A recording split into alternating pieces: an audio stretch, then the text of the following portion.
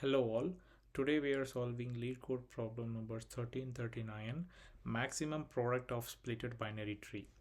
So we are given a binary tree basically, and we can remove one of the edge of the given binary tree, which will result in two subtrees formed, right? So now we have to find the sum of each formed subtree and find their product. So there is two equivalent subtrees formed, and so find the sum of each subtrees and product them and return the maximum product of all formed subtrees of this. So so let us understand this with the first example. So in the first example,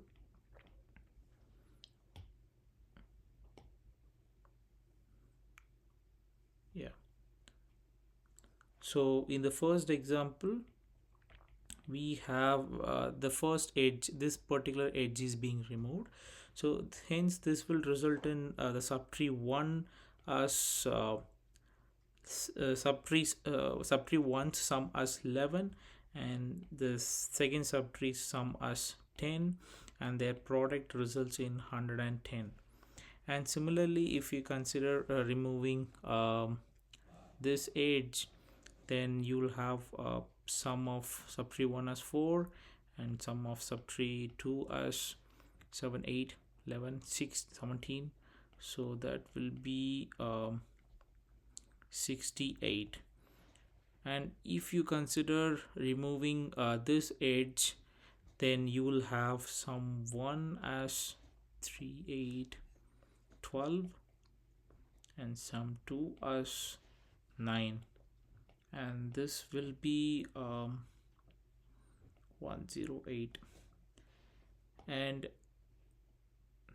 one more, if we remove this, we will have someone as 4, 4, 6, 11, 15, and some 2 as 6, which will be 90, right? So among all this, 110 is the biggest one and the maximum one, and we return it.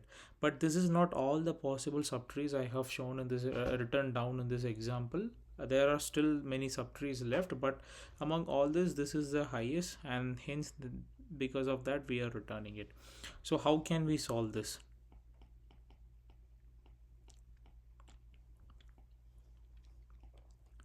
So the solution here is first we have to find the total sum of tree, right? And the next one is you have to obviously find all the possible sum the subtrees and its sum. So find all uh, sum, and this should be stored because we have to process it, right? So store it in a list.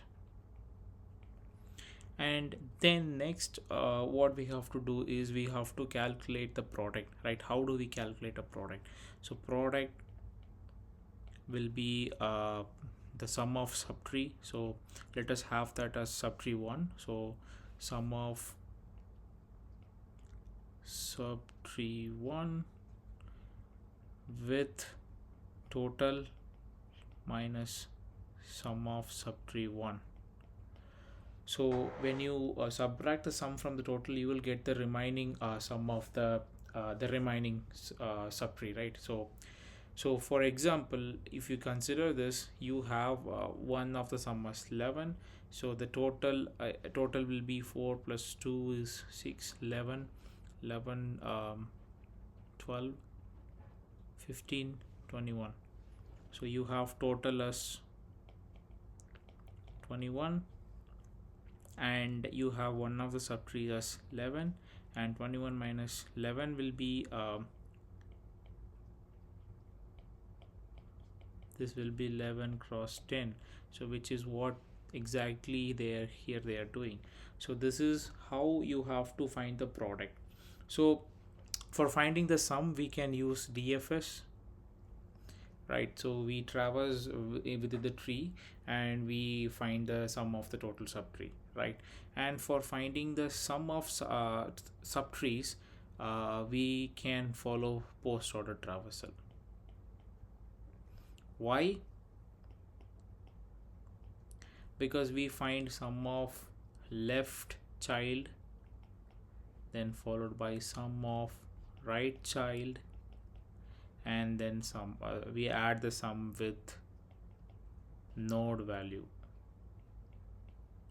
right? So if we need to find the sum of the other subtrees, we need to find the sum of the left child and right child, right? So which is very much necessary to form a subtree.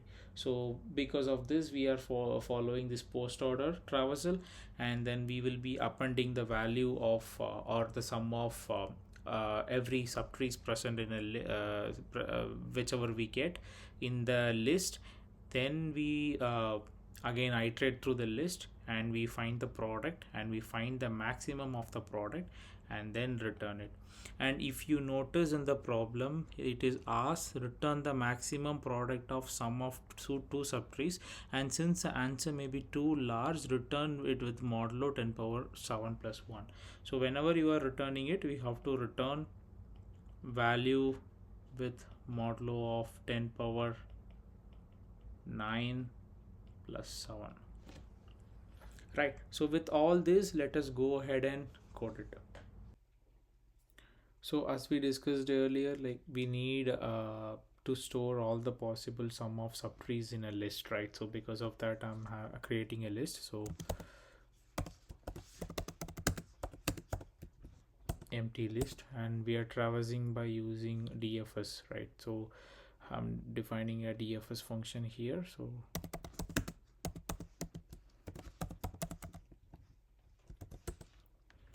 and you have to check if the node is null or empty. If it is empty, you have to return 0 because there is no node and the sum will be 0. So if not node, return 0. And now there you have to jump into the post order traversal.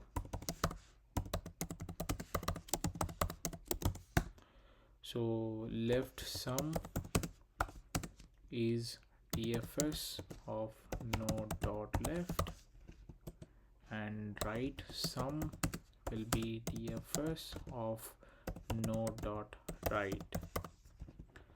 So this will have the sum of left child and left tree basically, and this will have sum of right tree, so which will combine to form the sum of the particular node. So how this works, this will be working as a like bottom up approach, because the recursive call will be end in the leftmost, which is 4 here. This will be getting ended, and then what happens is slowly the sum will be getting built from the leftmost node, because the recursive call happens and it stops only in the leftmost child. So and then followed by the 5, and this is how the sum builds up, and you eventually get the sum of the available subtrees. So now you have to save that in a variable which is a current sum.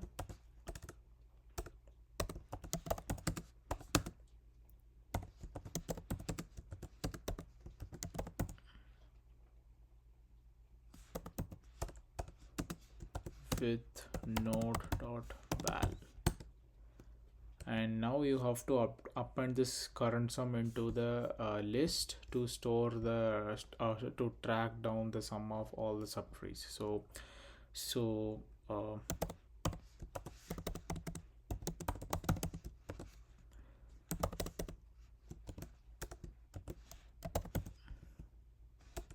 oops, and now you have to return it.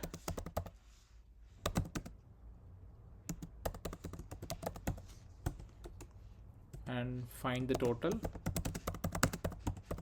So for total, we have to pass the node. So the node will be the root node, because the root node will have the complete tree. So from root you can traverse anywhere in the tree. So to access the complete tree we need the root node, so we have to pass in root node for the DFS call. So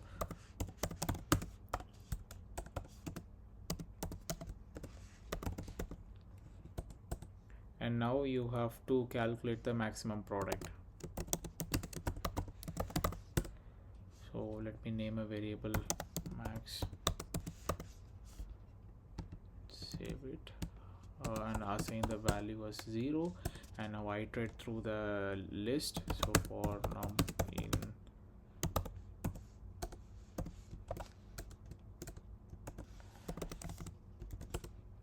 calculate the maximum product.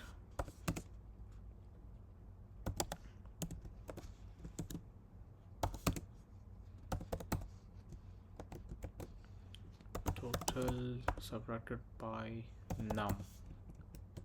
So you get the maximum product. Now you have to return the maximum product, and note you have to note that you have to return by performing this modulo operation, because you might end up in a large value, and you have to modulo it with 10 power 9 plus 7, and hopefully this should work. Yes, let us go ahead and submit it.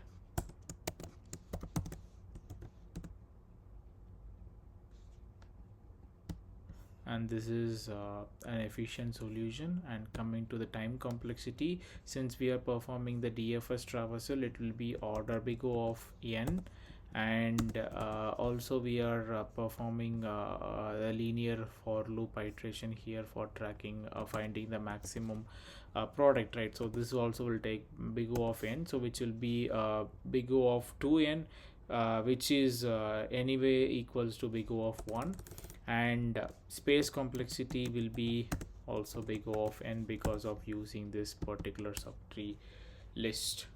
So that's it. Yeah, thank you.